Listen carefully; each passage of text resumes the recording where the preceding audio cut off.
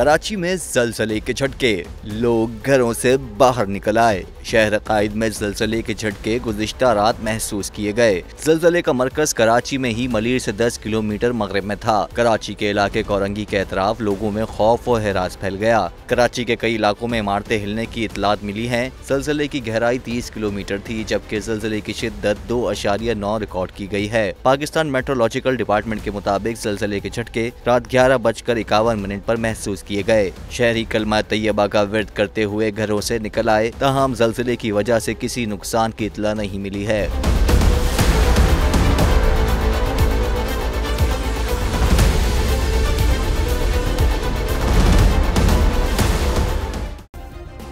Subscribe करें और bell दबाएं ताकि कोई खबर रह न जाए।